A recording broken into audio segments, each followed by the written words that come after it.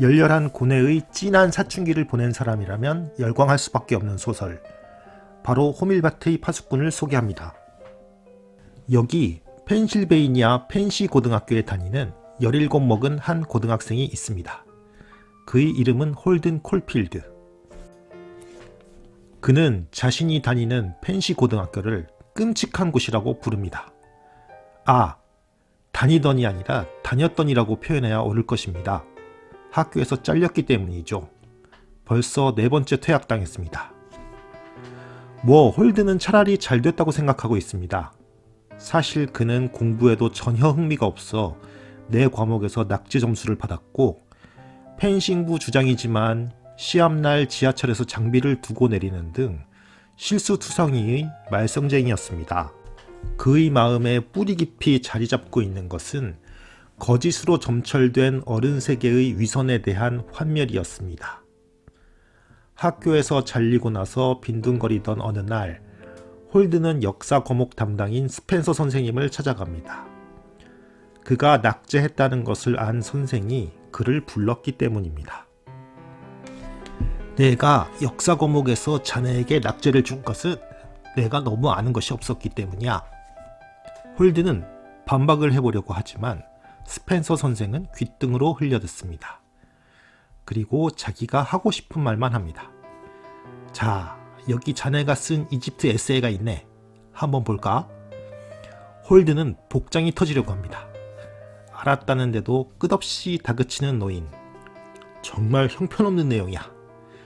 홀든은 차라리 딴 생각을 하려고 합니다.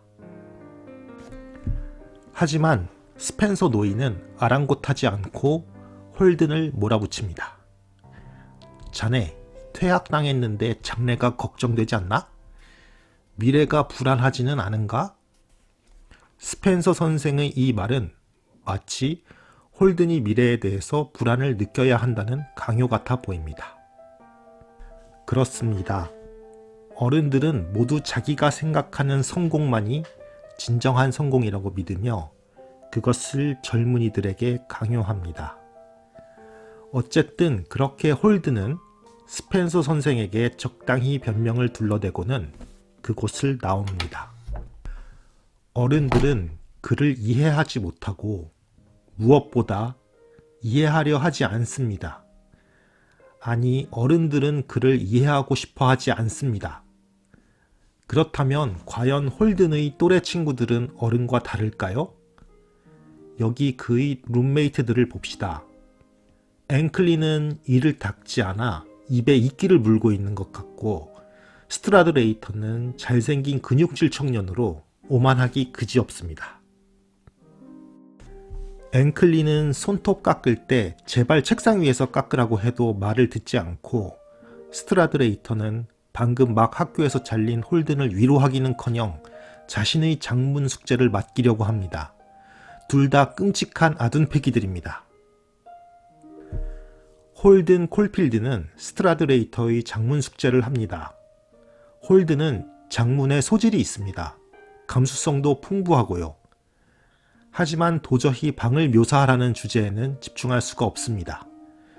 그래서 백혈병으로 인해 하늘로 떠난 동생 엘리의 글로브에 대한 묘사를 시작합니다.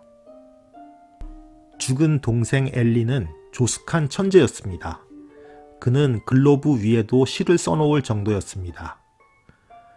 그러나 하늘은 그러한 순수한 영혼은 일찍 데려가 버렸습니다. 참으로 운명은 부조리합니다. 하늘이 엘리를 데려간 날, 홀든은 창고에 숨어들어 맨주먹으로 유리창을 박살내어 버립니다. 그리고 다음 날 그는 부모 손에 이끌려 정신병원에 진단을 받으러 가죠. 어쨌든 데이트를 마치고 돌아온 스트라드레이터는 홀든이 엉뚱한 장문을 한 것을 보고 분노합니다. 홀든은 룸메이트가 자신의 장문을 읽어보지도 않고 함부로 대하는 것을 보고 분노하여 도발합니다. 힘이 센 스트라드레이터는 홀든을 흠씬 두들겨 패죠. 절망과 환멸을 동시에 느낀 홀든. 홀든은 이 모든 것이 지긋지긋해 참을 수가 없습니다. 그는 이 학교를 당장 떠나기로 마음을 먹습니다. 그가 입버릇처럼 달고 다니는 한마디 욕을 뱉고서 말이죠. 까땜. 다짜고짜 기차를 잡아탄 홀드는 펜역에 도착합니다. 그는 순진한 어린 여동생 피비의 목소리를 듣고 싶습니다. 그러나 어머니가 받을까봐 전화를 걸 엄두가 나지 않습니다. 이렇게 홀드는 전화부스에서 20여 분간 전화를 걸 사람을 찾으려 애써봅니다. 그러다 어쩔 수 없이 택시를 잡아탑니다. 기사 아저씨, 혹시 센트럴파크에 연못이 얼면 오리들은 어디로 가는지 알고 계시나요? 기사는 정색을 합니다. 지금 나를 놀리는 거요? 홀드는 변태들이 모여드는 한 허름한 호텔에 방을 잡습니다. 그곳의 로비에서는 한 남자가 대놓고 여자 옷으로 갈아입는 중이었으며 2층의 테이블에서는 여자 둘이 서로의 얼굴에 술을 뿜어대며 깔깔거리고 있었죠. 그는 이런 모습을 보며 성적인 상상을 합니다. 그리고 자신의 성경함에 대해 되뇌이죠. 그는 자신이 못 말리는 색광일지도 모른다고 생각합니다. 그리고 나름 결론을 내리죠. 섹스는 정말 이해할 수가 없어. 도저히 이해할 수 없어. 이런 극악한 환경 속에서 홀드는 자신이 사랑하는 한 떨기 꽃, 바로 어린 동생 피비를 다시 생각합니다. 그 누구도 사랑할 수밖에 없는 총명하고 예쁜 피비. 아주 작은 빨간 머리 피비는 영화에 대한 취향이 확고합니다. 그리고 자주 본 영화를 상영할 때면 귀여운 행동으로 스포를 하기도 하죠. 홀드는 그런 피비가 너무나 보고 싶습니다. 하지만 그럴 수 없죠. 홀드는 다시 현실로 돌아와 궁벽한 호텔에 딸린 한 홀에서 요부 한 명에게 말을 걸고 춤을 추기 시작합니다. 당신은 정말 춤을 잘 추시는군요. 저희 어린 동생 피비도 춤을 아주 잘 춘답니다. 여자는 화를 냅니다. 말도 안 되는 소리 좀 하지 마세요. 홀드는 춤이 끝나고 여자들과 말을 나눕니다. 그러나 지성적인 대화는 전혀 불가능해 보입니다. 그래서 홀드는 장난을 칩니다. 아까 게리 쿠퍼가 호텔을 나가는 것을 봤어요. 여자들은 자지러집니다. 그리고 게리 쿠퍼를 만나지 못했다는 것에 절망합니다. 한 여자는 자신이 게리 쿠퍼를 아까 언뜻 본 것 같기도 하다고 말합니다. 홀드는 까무라칩니다. 이런 싸구려 호텔에 게리 쿠퍼가 온다는 것을 믿는 아둔한 여자들. 홀드는 다음날 오전에는 한 클럽에 가서 피아노를 듣는 등 빈둥빈둥거리다가 밤이 되어 다시 택시를 탑니다. 호이트 씨, 혹시 센트럴파크의 오리들이 겨울에 연못이 얼면 어디로 가는지 알고 계시나요? 당신 미쳤어? 내가 그걸 어떻게 안단 말이오? 혹시 트럭으로 오리를 실어 나르거나 할 수도 있을 것 같아서요. 아니, 그것보다 얼음 아래의 물고기가 더 문제요. 그렇다면 얼음 아래의 물고기는 어떻게 지내나요? 그 위로 사람들이 스케이트 같은 것을 지칠 텐데. 아, 거참, 당신 나이가 몇이요? 왜 집에서 쉬거나 하지 않는 거요? 물고기들은 작은 구멍 같은 게 있어서 그냥 그대로 잘 산다오. 택시는 어니클럽에서 내립니다. 그곳에서는 유명인에게만 온갖 아양을 떠는 어니가 재즈를 연주하고 있습니다. 지나치게 알랑거리는 그의 연주에 주인공 홀드는 역겨움을 느낍니다. 그러나 더 복장이 터지는 일은 취향이 저급한 청중들이 그 연주에 환호를 지른다는 것이지요. 홀드는 그곳에서 형의 옛 애인을 만나기도 합니다.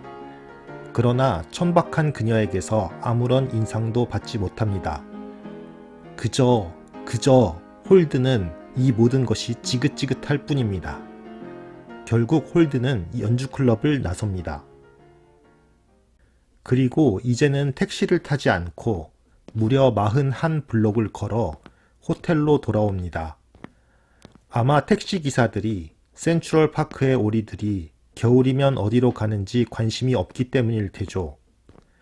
그는 엄청난 추위에 벌벌 떱니다. 특히 누군가 장갑을 훔쳐가서 손이 너무나 시립니다.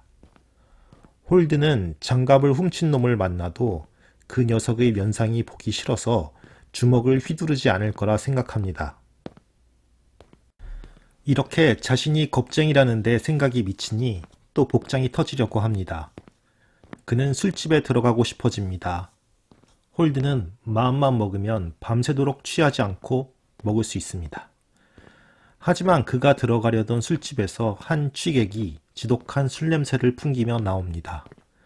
홀드는 술집에 가고픈 마음이 싹 가십니다. 그는 호텔로 돌아와 엘리베이터를 타려고 합니다. 그때 호텔 보이가 은밀한 제안을 합니다. 바로 매춘이었죠. 홀드는 얼떨결에 그 제안을 수락하고는 방에서 매춘부를 기다립니다. 그는 알 수 없는 불안을 느낍니다. 막상 매춘부가 들어와서 초록색 드레스를 위로 훌러덩 벗어넘기는 모습을 보고 홀드는 도저히 그 일을 치를 기분이 들지 않습니다. 창녀와 무의미한 대화를 나눈 후 그는 그녀에게 돈을 지불하고 돌려보냅니다. 그녀는 마지막으로 말합니다. 내 옷 좀 집어줄 수 있겠어요? 그 정도는 해줄 수 있겠죠? 창녀의 차갑기 그지없는 목소리에 홀드는 섬뜩함을 느낍니다. 홀드는 호텔방에서 참을 수 없는 우울감에 빠져 담배를 꺼냅니다. 그때 호텔방 문을 열고 호텔보이 모리스가 들어오더니 다짜고짜 $5를 더 내라고 합니다. 완악한 모리스에게 돈을 뺏기지 않으려고 홀드는 발악해보지만 그의 완력을 이길 수는 없습니다. 홀드는 모리스에게 두드려 맞고 결국 $5를 더 냅니다. 모리스가 방을 나가자 홀드는 자신이 서부 영화에서처럼 총을 들고 나와 모리스를 쏴버리는 생각을 해봅니다. 그러나 그것도 잠깐. 지친 홀드는 잠이 듭니다. 잠에서 깬 홀드는 배가 고픕니다. 밥을 먹은 지 벌써 50년은 지난 것 같습니다. 하지만 호텔 프론트에 전화를 걸 엄두가 나지 않습니다. 호텔보이 모리스가 받을 수도 있기 때문입니다. 그는 고민하다가 결국 옛 친구 셀리에게 전화를 합니다. 그녀는 가식적인 말투로 자기에게 추파를 던지는 남자들에 대해 늘어놓습니다. 둘은 오후 2시에 만나기로 합니다. 아직 이른 시간이었지만 홀드는 호텔을 나섭니다. 딱히 할 일이 없기 때문입니다. 그는 철도 안에서 지저분한 가방을 든 수녀들을 보고 또 생각에 빠집니다. 자신은 아버지가 부자라서 가죽으로 된 고급 가방을 가지고 다닙니다. 그리고 돈을 쓰는 것도 헤프고 돈을 쓰고 나서는 잔돈도 챙기지 않습니다. 이런 글을 보고 옛 룸메이트는 부르주아라고 비난했습니다. 하지만 이런 생각에도 불구하고 홀드는 수녀들이 낡은 가방을 가지고 다니는 것이 안쓰러워 선뜻 $10나 기부해버립니다. 그리고 수녀들에게 어떻게 이곳에 왔냐고 물어봅니다. 한 수녀가 영어를 가르치러 왔다는 말을 듣고서 둘은 수다를 시작하죠. 그 주제는 로미오와 줄리엣에 관한 것이었습니다. 홀드는 수녀와 함께 로미오와 줄리엣을 논한다는 게 우습다 생각이 들면서도 그 작품에 대한 자신의 의견을 피력하기 시작합니다. 자신의 주관이 뚜렷한 홀드는 로미오와 줄리엣에서 가장 마음에 드는 인물은 머큐시오이고 그가 죽은 게 안타깝다고 말합니다. 이에 수녀와의 대화는 뚝 끊기게 되죠. 기차에서 나온 홀드는 약속 시간까지 시간이 남아 여기저기 목적 없이 돌아다닙니다. 그리고 어떤 가족이 산책하는 것을 봅니다. 부모는 전혀 아이에게 관심을 기울이지 않는 것으로 보입니다. 아이는 호밀밭에 들어오는 사람을 잡는다면 이라는 노래를 부르고 있습니다. 그가 산책하고 있는 이 뉴욕의 브로드웨이. 화려한 극장과 상점 곁을 지날 때, 연극에 관해 생각할 때, 레코드에 관해 생각할 때마다 홀드는 자신의 여동생 피비가 떠오릅니다. 순수하고 총명하고 귀엽기 그지없는 피비. 피비와 홀드는 자주 자연사 박물관에 가곤 했죠. 그래서 홀드는 그 박물관 쪽으로 걸음을 옮깁니다. 홀든이 박물관을 좋아했던 이유는 딱 하나, 그곳은 절대 변하지 않는다는 것이었습니다. 인디언 모형은 늘 그 자리에서 노를 젓고 에스키모는 2마리의 생선을 낚아 올리고 있었죠. 하지만 박물관 바깥의 세상은 항상 빠르게 변화하고 있었습니다. 그때 홀드는 어떠한 것들은 저렇게 진열장 안에 가만히 넣어두어야 한다고 생각하죠. 홀드는 그게 불가능한 일이라는 걸 알기에 너무도 안타까워합니다. 홀드는 결국 셀리를 만나고 둘은 연극을 보러 갑니다. 홀드는 연극의 1막이 끝나자 담배를 피러 나옵니다. 그곳에서 홀드는 수많은 바보들이 뻐끔뻐끔 담배를 피우는 광경에 질려버립니다. 그리고 셀리가 어떤 바보 녀석한테 아는 척을 하는 것을 보고 구역질이 나려고 하죠. 연극이 끝나고 셀리는 홀든에게 스케이트장에 가자고 조릅니다. 그리고 그곳에 도착하자마자 셀리는 엉덩이를 간신히 가릴 정도의 스케이트복을 빌립니다. 그녀가 스케이트장에 가자고 한 의도가 드러나는 순간이었지요. 하지만 둘은 빙판 위에서 계속 엉덩방아를 찢습니다. 둘은 어쩔 수 없이 스케이트를 그만두고 테이블에 가서 앉죠. 홀드는 셀리에게 자신과 함께 버몬트와 같은 아름다운 곳에서 오두막을 짓고 살지 않겠느냐고 제안합니다. 셀리는 단칼에 거절합니다. 그런 건 대학을 가고 난 이후에 직장을 얻고 나서 해야 한다고 말이죠. 하지만 홀드는 모든 것은 변하게 마련이고 만약 자신이 대학을 가게 되면 침팬지가 기저귀를 차고 자전거를 타는 모습을 보며 깔깔대는 속물이 되어버릴 것이기 때문에 안 된다고 그렇게 고함을 칩니다. 셀리는 결국 엉엉 울어버리고 말죠. 자기를 혼자 놔두라는 말에 홀드는 자리를 박차고 나옵니다. 그리고 전화를 걸려고 수첩을 펴보지만 또 딱히 전화를 걸 사람이 없습니다. 그는 어쩔 수 없이 3년 연상의 선배 칼 루스에게 전화를 하고 둘은 10시에 만나 술을 마시기로 합니다.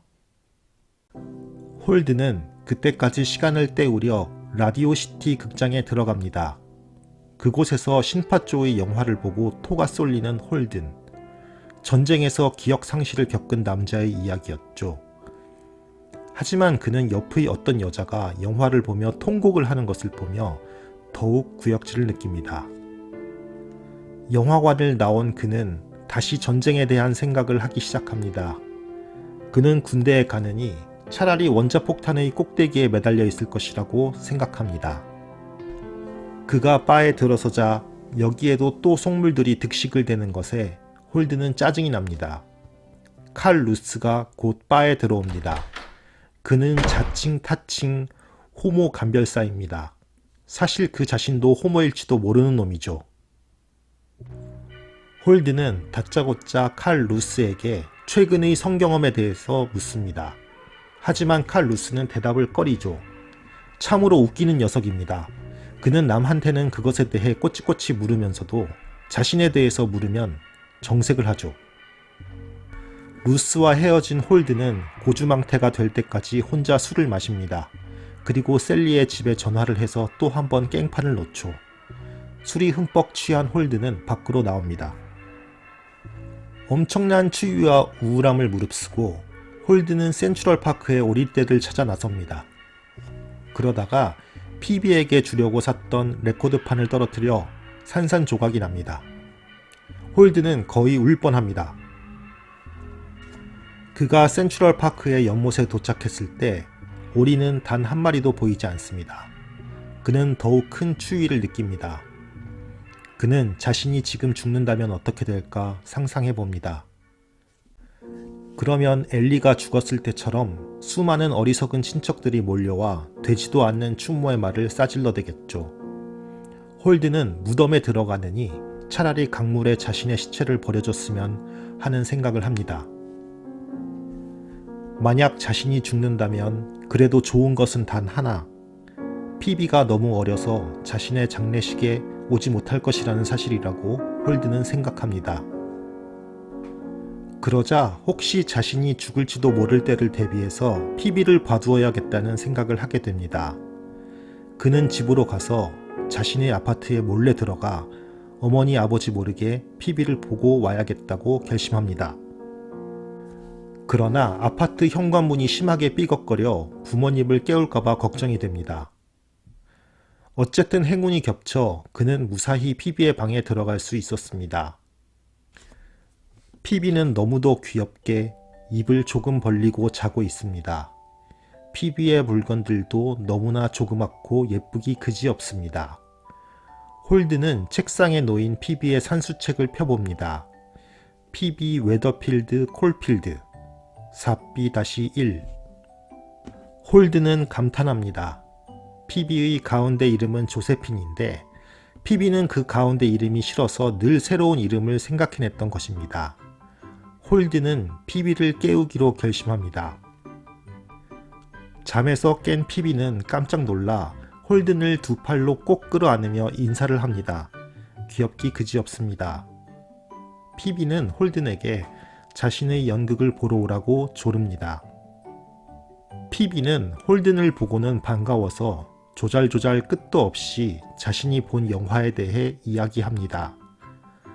홀든은 다 깨져버린 레코드판을 피비에게 보여줍니다. 피비는 그것을 고이 받아서 자신의 책상 서랍 안에 넣습니다. 홀드는 그러한 피비의 모습에 감명을 받습니다. 정말 구역질 나는 어른들의 모습과는 너무도 다르죠. 그런데 이 아이는 또 너무나 총명합니다. 오빠, 그런데 왜 수요일에 오지 않고 오늘 온 거야? 혹시 또 퇴학 당한 거야? 맞지? 아빠가 오빠를 죽일 거야. 피비는 베개를 머리에 감싸고는 일어나지 않습니다. 이렇게 되면 어떻게 해도 피비를 일어나게 할 수 없죠. 그래서 홀드는 잠시 나가 거실에서 담배를 챙겨 다시 들어옵니다. 피비는 단단히 삐쳐 있습니다. 그런 피비에게 결국 홀드는 두 손 두 발 다 들고 맙니다. 홀드는 이제 피비를 속일 수 없겠다 싶어 자신이 왜 학교에서 퇴학당할 수밖에 없는지 위주알 고주알 들려주기 시작합니다. 학교가 얼마나 지겹고 역겨운 곳인지, 그리고 선생이라는 작자들은 자신의 말을 들려주려고 하지 않으며 자신의 세계를 강요한다는 것 등을 말이죠. 피비는 홀든에게 나중에 도대체 뭐가 되려고 그러느냐고 따집니다. 홀드는 체념한 듯 이야기하죠. 내가 할 일은 아이들이 절벽으로 떨어질 것 같으면 재빨리 붙잡아 주는 거야. 애들이란 앞뒤 생각 없이 마구 달리는 법이니까 말이야. 그럴 때 어딘가에서 내가 나타나서는 꼬마가 떨어지지 않도록 붙잡아 주는 거지. 온종일 그 일만 하는 거야. 말하자면 호밀밭의 파수꾼이 되고 싶다고나 할까? 바보 같은 얘기라는 건 알고 있어. 하지만 정말 내가 되고 싶은 건 그거야. 바보 같겠지만 말이야. 이런 이야기를 하고 있는데 갑자기 외출했던 부모님이 돌아오십니다. 어머니가 피비의 방에 들어오죠. 어머니는 담배 냄새를 맡고 피비에게 어떻게 된 일이냐고 물어봅니다. 눈치 빠른 피비는 자기가 호기심에 한 모금 빨아봤다고 말하죠. 홀든은 이렇게 위기에서 벗어납니다. 착한 피비는 떠나려는 홀든에게 자신이 모은 용돈을 쥐어줍니다. 홀든은 오열합니다. 홀든은 아까 집에 있을 때 전화로 만나 뵙겠다고 연락한 엔돌피니 선생을 찾아갑니다. 엔돌피니 선생은 학교에서 한 학생이 따돌림으로 자살했을 때 옷에 피가 묻는 것도 아랑곳하지 않고 그 시체를 옮길 정도로 그래도 제정신이 박힌 듯 보이는 분입니다. 엔톨리니 선생님의 아파트에 도착했을 때 선생은 이미 흠뻑 취해 있었습니다. 그는 홀든에게 한바탕 설교를 늘어놓습니다. 그리고 쪽지를 하나 건네죠. 미성숙한 사람의 특징은 어떤 이유를 위해 고귀하게 죽으려는 경향이 있다는 것이다. 반면 성숙한 인간의 특징은 같은 상황에서 묵묵히 살아가는 길을 택한다. 이미 술에 취해 흥분 상태에 빠진 앤톨리니 선생은 계속 설교를 늘어놓습니다. 홀드는 잠이 쏟아지기 시작합니다. 그는 참다 하품을 해버립니다. 앤톨리니 선생은 홀든의 잠자리를 마련해 줍니다. 어제 오늘 겪은 일로 파김치가 된 홀든은 깊은 잠에 빠져듭니다. 한참 자고 있는데 홀든은 이상한 손길을 느낍니다. 잠에서 깬 홀든은 소스라치게 놀랍니다. 앤톨리니 선생이 자신의 머리를 어루만지고 있었던 것입니다. 홀든은 이런 변태 같은 짓을 어렸을 때부터 많이 당해왔던 사람입니다. 그래서 얼른 핑계를 대고 앤톨리니 선생의 집을 뛰쳐나옵니다. 홀든은 그랜드 센트럴역 벤치에서 가방에 기대어 쪽잠을 잡니다. 기차역이 붐비기 시작하자 쪽잠마저도 잘 수 없게 됩니다. 홀든은 앤톨리니 선생에 대해 생각합니다. 혹시 그냥 아무 생각 없이 내 머리를 쓰다듬은 것은 아닐까? 선생은 예전에 자살한 친구의 시신을 수습하고 나를 초대해주는 등 여러 선행을 했는데 내가 과민 반응한 것은 아닐까? 이런 생각을 하자 또 우울해집니다. 홀든은 우울함을 떨쳐버리기 위해 5번가로 나섭니다. 크리스마스 휴일이 얼마 남지 않은 이곳은 산타클로스 할아버지 복장을 한 이가 종을 치는 등 활력이 넘칩니다. 그러나 홀든은 어지러움을 느끼며 자신은 저 건너편 도로까지 건너가지 못하고 밑으로 꺼져버릴 것이라고 생각합니다. 그리고 길 모퉁이에 다다를 때마다 하늘에 있는 엘리에게 기도를 합니다. 엘리, 제발 날 사라지게 하지 말아줘. 홀든은 부대끼는 배를 부여잡고 벤치에 앉아 공상에 잠깁니다. 그는 서부로 가서 귀머거리와 벙어리인 척하면서 숲 근처에 집을 짓고 살려는 계획을 세웁니다. 그리고 떠나기 전 피비에게 꾼 돈을 다시 돌려주자고 생각하여 피비가 다니는 초등학교로 떠납니다. 그곳은 홀든도 다녔던 적이 있는 학교입니다. 그곳에서 꼭꼭 접은 쪽지를 교무 선생님을 통해 전달하고 홀든은 박물관으로 향합니다. 그곳 박물관에서 미라를 찾아다니는 아이들에게 미라가 있는 방을 가르쳐 줍니다. 그리고 박물관 화장실에 갔다 나오던 와중 그만 옆으로 쓰러지고 맙니다. 쓰러져서 팔은 아팠지만 어지러움은 가시는 듯합니다. 약속 시간이 되자 피비가 박물관 앞으로 옵니다. 그런데 커다란 가방, 자기 몸보다 더 커다래 보이는 가방을 메고 있습니다. 홀든은 아연실색합니다. 어떻게 된 일일까요? 나도 오빠랑 함께 갈 거야. 하지만 홀든은 당연히 매몰차게 거절합니다. 피비는 토라져 버리고 말지요. 홀든은 피비에게 자기는 떠나지 않을 거라고 거짓말을 합니다. 그러나 피비는 화를 풀지 않습니다. 홀든은 자기는 동물원에 갈 거라고 짐짓 큰 소리를 하고 홀로 길을 나섭니다. 분명히 피비가 따라올 것이라고 알고 있었죠. 정말로 피비는 건너편 도로에서 홀든을 흘깃흘깃 바라보며 보조를 맞춥니다. 이렇게 둘은 동물원에 도착하지요. 둘은 물개도 보고 곰도 봅니다. 홀든은 동물원 한쪽에 회전목마가 있는 것을 발견합니다.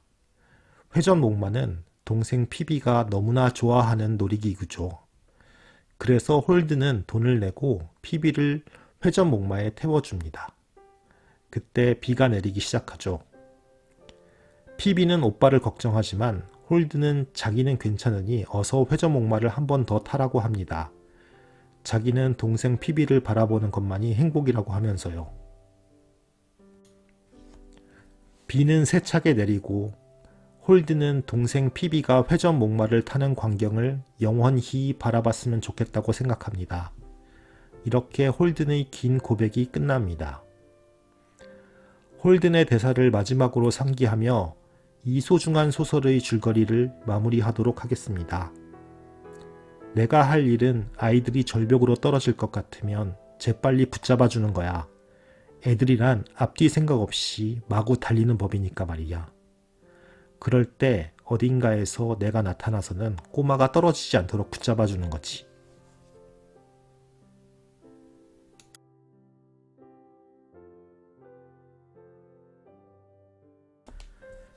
(1951년) 이 책이 출간되었을 때 세상은 충격에 빠졌습니다.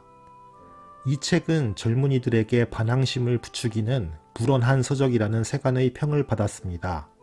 특히 청교도 측에서의 반발이 거세게 일었죠. 작가 제롬 데이비드 셀린저는 1919년 뉴욕 출신입니다. 그 역시 작품 속 홀든 콜필드처럼 대중의 속물 근성을 지독히도 혐오하는 사람이었습니다. 그래서 그는 평생을 칩거하고 벙커와 같은 건물을 만들고서 그곳에서 집필을 하였습니다. 유명한 영화 파인딩 포레스트는 바로 그러한 셀린저를 모티브로 만들어진 영화입니다. 이 말고도 사이먼 앤 가펑클, 빌리 조엘 등 수많은 예술가들에게 영감을 주었습니다. 이 작품은 1980년 또 한 번 유명세를 타게 되는데 존 레논을 살인한 마크 체프먼이 체포 당시 호밀밭의 파수꾼 책을 소지하고 있었으며 모든 사람이 호밀밭의 파수꾼을 읽어야 한다고 일갈하였기 때문입니다.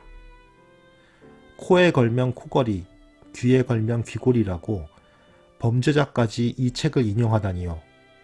그러나 역으로 생각해보면 이 책이 얼마나 사회적 영향력이 컸는지 알 수 있습니다. 하지만 이러한 부수적인 에피소드나 가십들을 떠나 이 책은 그 자체만으로 어른의 위선과 가식을 까발리고 어린 아이의 순수성을 지키고 특별한 자아를 성장시키는 것을 옹호한다는 의미에서 특별한 가치와 감동을 주고 있습니다. 이상으로 20세기의 최고 영미 소설 중 하나인 호밀밭의 파수꾼 해설을 마치고자 합니다. 저는 지식소믈리에 서가산이었습니다. 시청해 주셔서 감사합니다.